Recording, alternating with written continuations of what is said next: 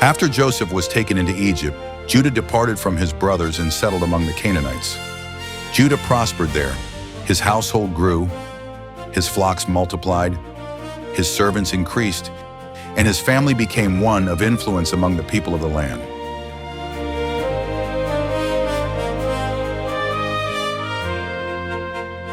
May this union bring peace between our households.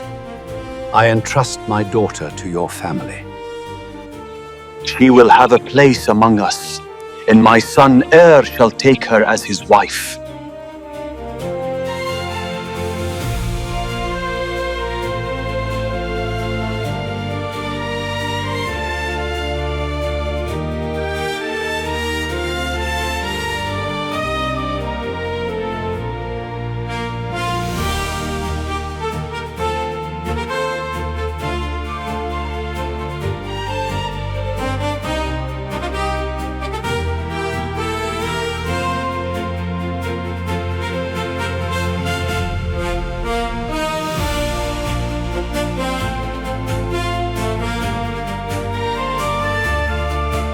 His eldest son, Er, took Tamar as his wife.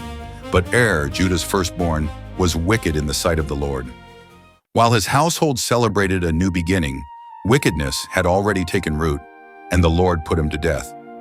In those days, a man's name did not end with his death. His son carried his inheritance, his household, his land, and his place among his people. But Er left behind no son. His name stood on the verge of disappearing. She has no child. Who will be the heir? Judah turned to his second son. Your brother's house must not perish. Go into your brother's wife and fulfill your duty as a brother. But the child would not bear my name.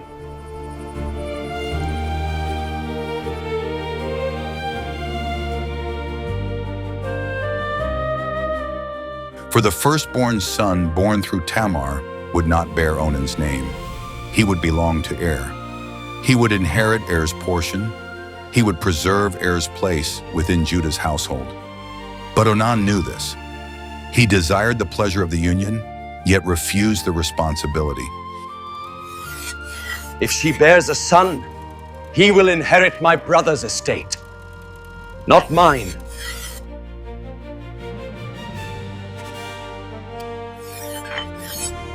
I will make sure she has no child from me.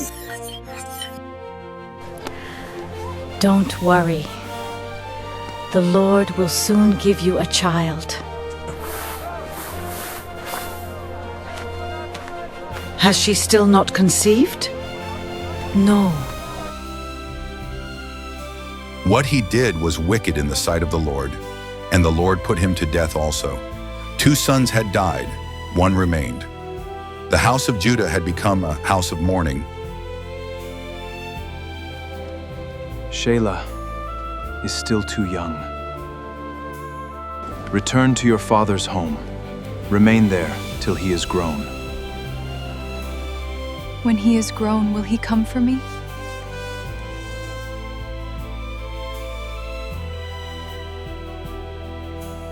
The days became months. Months became years. Harvest followed harvest. Shelah grew into a man, yet no messenger came. No promise was fulfilled. No son was given to Tamar. And still, Judah's household stood without an heir through Er. The future of his family seemed ready to disappear.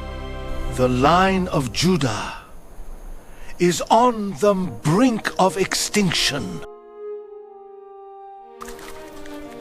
Will Judah no longer have any heirs?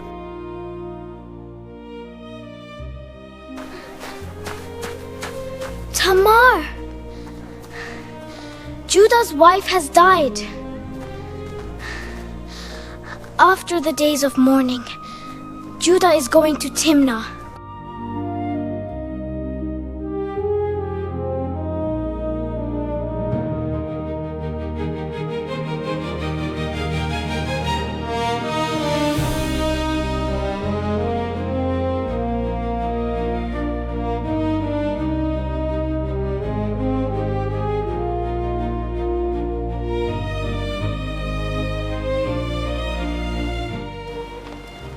Come now.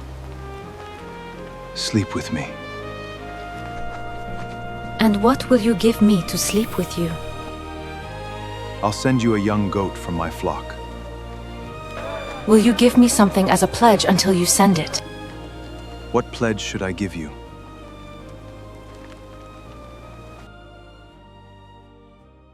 Your seal and its cord, and the staff in your hand.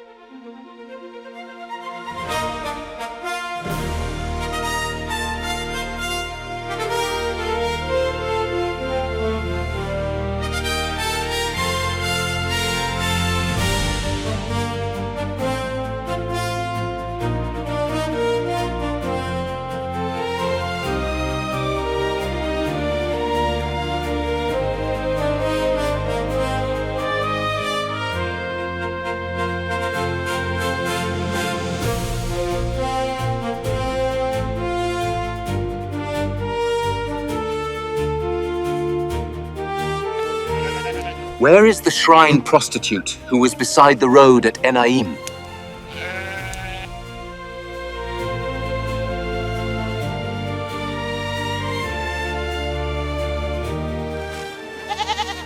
There hasn't been any shrine prostitute here.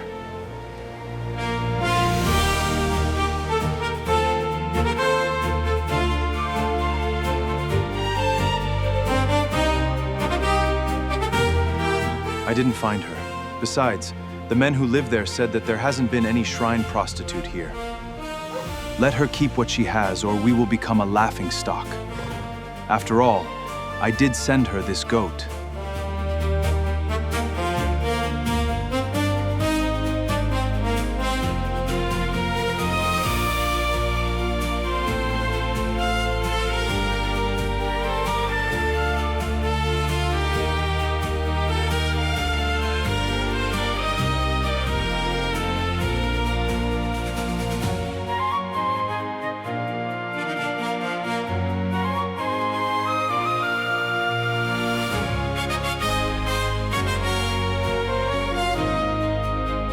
Your daughter-in-law Tamar is guilty of prostitution, and as a result she is now pregnant. Bring her out and have her burnt to death.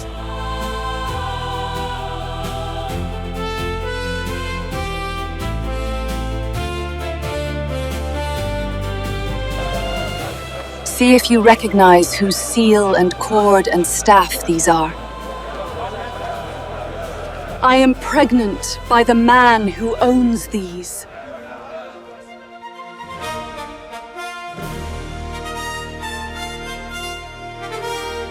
She is more righteous than I, since I wouldn't give her my son Shelah. In that moment, Judah saw not only the pledge he had given, he saw his own failure, his broken promise, his neglected duty, his sin. And before all who stood there, Judah confessed, yet something greater than shame had been born: repentance. When the time came for Tamar to give birth, she bore twins. One child stretched out his hand, and a scarlet thread was tied around his wrist, but he drew it back. Then his brother broke through first. His name was called Perez. Afterward came his brother, Zerah. The line that stood on the brink of extinction had been preserved. God's covenant did not fail, for his promises rest not upon the perfection of men, but upon his own faithfulness. From Perez came the house of David. From David came the promised Messiah. The God who preserved Judah's line through broken people would one day bring salvation to the world through that very line. For where mankind failed, God remained faithful.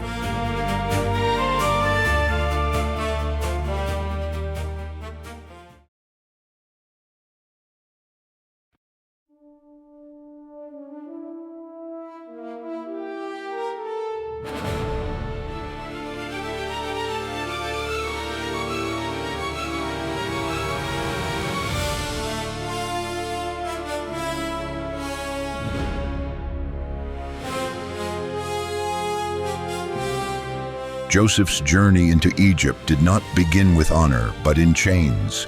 Torn away from the land of Canaan, betrayed by the very brothers who shared his blood, Joseph arrived in a foreign nation as nothing more than a slave.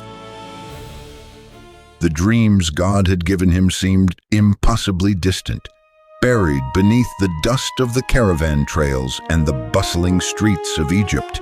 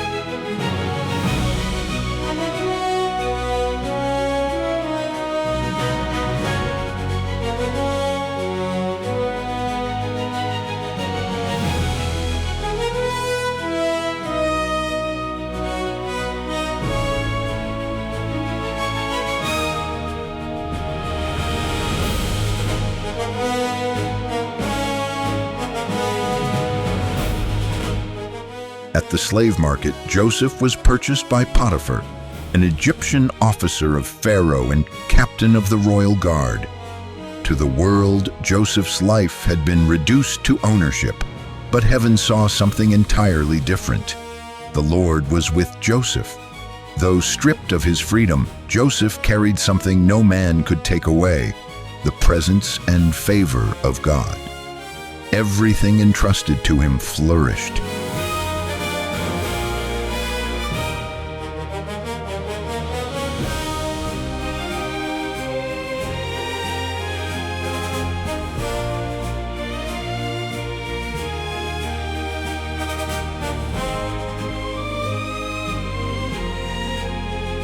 His diligence, wisdom, and unwavering integrity transformed ordinary tasks into extraordinary success.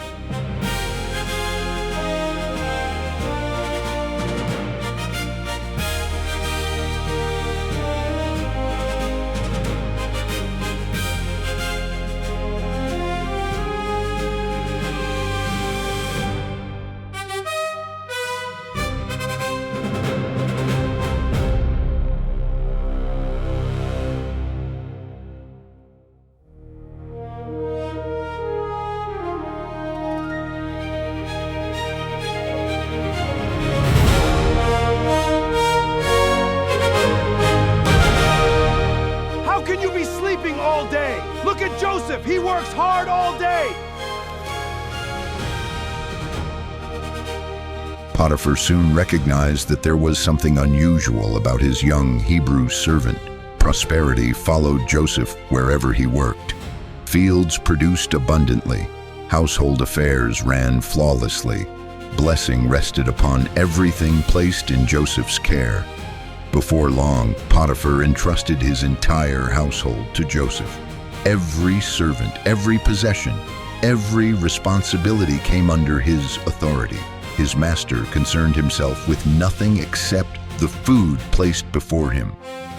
Joseph had become a man of remarkable character and striking appearance.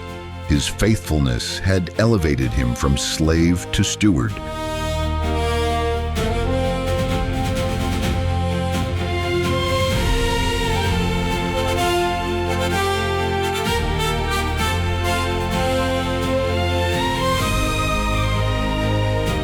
But with blessing came temptation.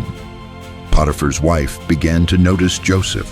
Day after day, she pursued him, urging him to betray the trust placed in him.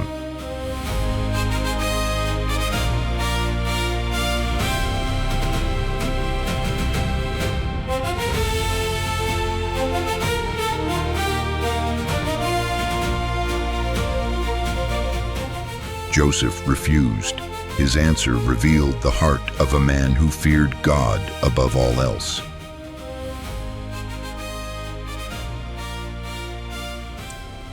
With me in charge, my master does not concern himself with anything in the house. Everything he owns he has entrusted to my care. No one is greater in this house than I am. My master has withheld nothing from me except you because you are his wife.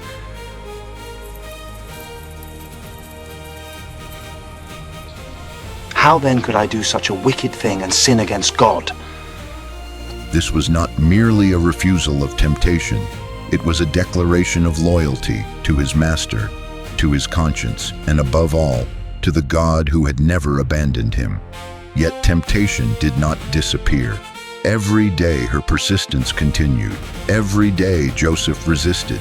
He refused not only to lie with her, but even to remain in situations that invited compromise. Then came the day when the test reached its climax. Joseph entered the house to perform his duties. The servants were absent. The house stood silent.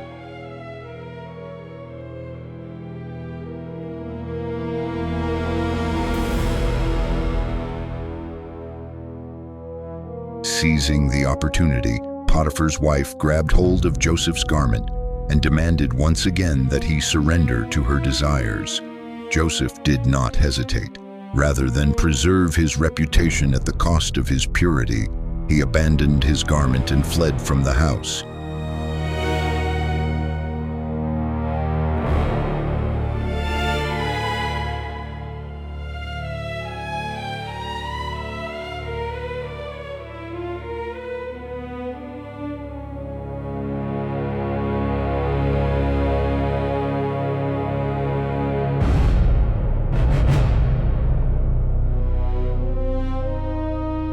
He escaped temptation, but he could not escape accusation. Holding Joseph's cloak, Potiphar's wife crafted a false story. Guard, servants! I require your presence immediately! Claiming that the Hebrew slave had attempted to violate her and fled only when she cried out. When Potiphar returned, she repeated the deception, using the abandoned garment as evidence against an innocent man. But as soon as I screamed for help, he left his cloak beside me and ran out of the house. Potiphar's anger burned. Without investigation, without hearing Joseph's defense, the faithful servant who had managed his entire household was seized and cast into prison, the very prison where the king's prisoners were confined. For the second time in his life, Joseph lost everything. First, he had been stripped of his family. Now he was stripped of his position. The dreams God had given him seemed farther away than ever. Yet prison walls cannot imprison the presence of God. Even in the darkness of confinement, the Lord remained with Joseph. Where others saw disgrace, God continued his work. Joseph found favor with the keeper of the prison. His honesty, wisdom, and faithful spirit once again distinguished him from everyone around him.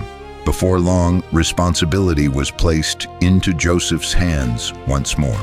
The prisoners came under his supervision. The daily affairs of the prison were entrusted to his care. The keeper no longer worried about anything under Joseph's authority because he knew Joseph could be trusted completely. Joseph's circumstances had changed, but God's purpose had not. Every trial was shaping the man who would one day preserve nations. In a greater fulfillment, Jesus is also wrongly accused and condemned, though completely innocent, and through his suffering and death becomes the source of forgiveness, redemption, and restoration for all who trust in him.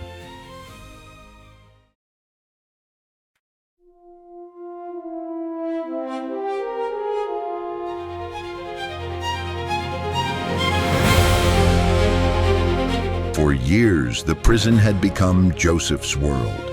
Behind towering stone walls and iron-bound gates, the days passed with quiet repetition. Though still a prisoner, Joseph had earned the complete trust of the keeper of the prison. Every task, every prisoner, every decision had been placed into his hands.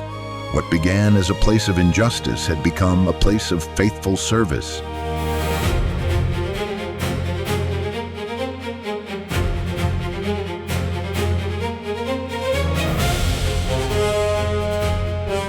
Each morning he walked the prison courts, assigning work, settling disputes, and ensuring that every duty was carried out with wisdom and fairness.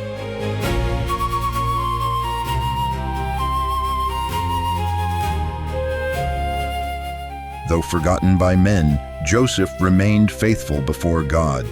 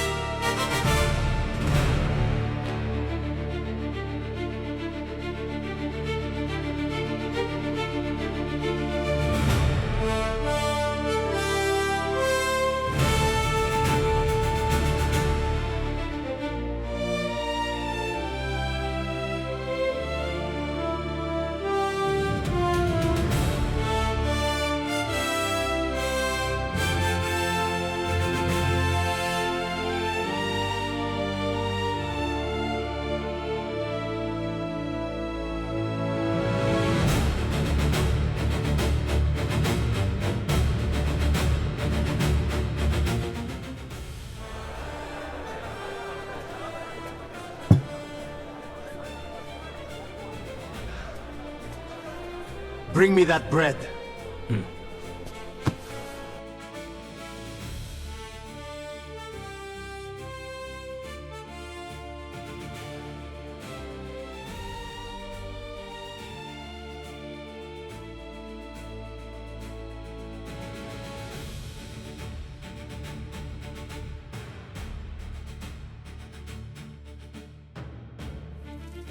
How dare you bring this to my table? Throw this person into prison, and most importantly, throw the chief baker into prison right now! Get out!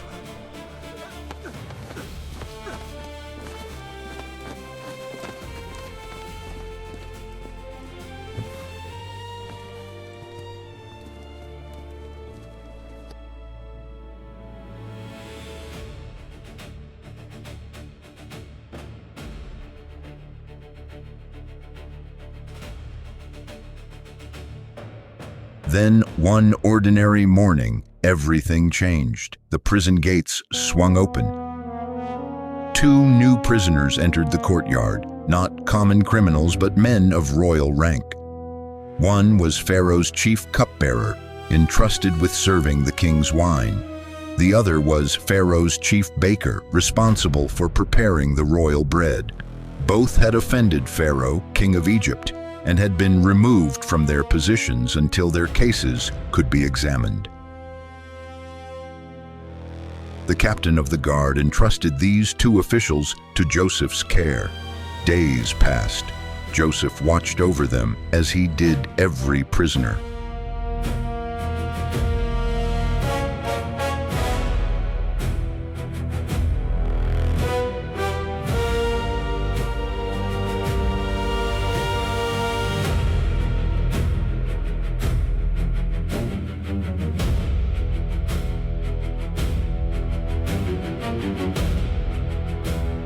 Then one morning he noticed something unusual. Their faces were troubled. Sleep had brought them no rest. Joseph asked, "Why do you look so sad today?"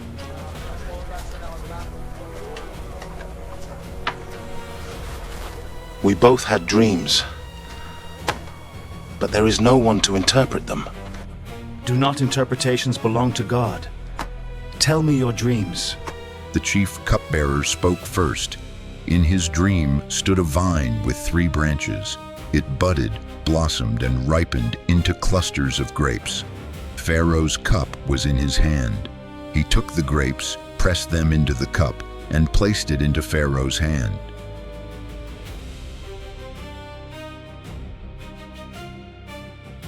Joseph listened carefully. Then he said, This is the interpretation. The 3 branches are 3 days. Within 3 days, Pharaoh will lift up your head and restore you to your office.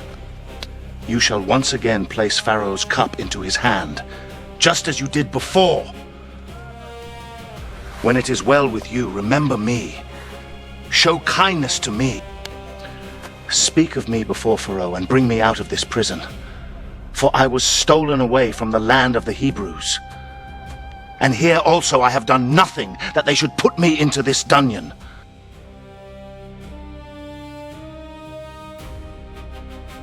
The chief baker, encouraged by the favorable interpretation, came forward with his own dream.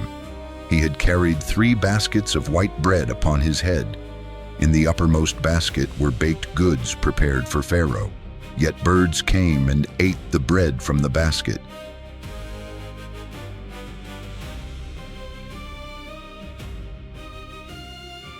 Joseph's face grew solemn. 3 baskets are 3 days.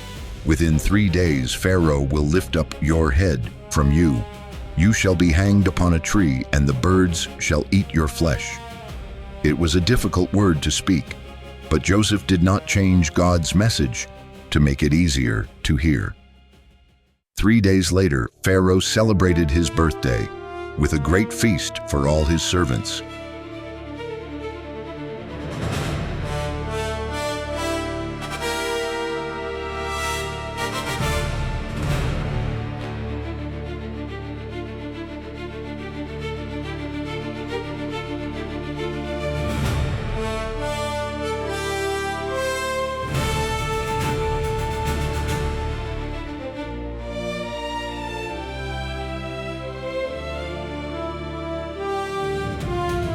In the midst of the celebration, he reviewed the cases of his imprisoned officials.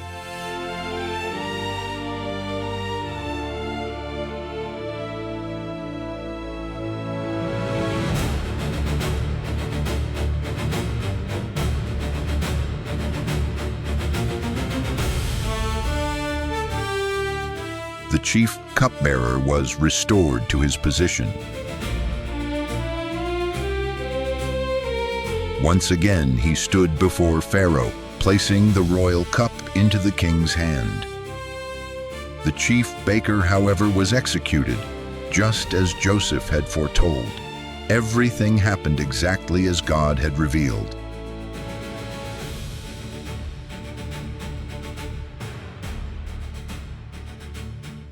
Yet the story did not end there. The prison doors closed once again behind Joseph.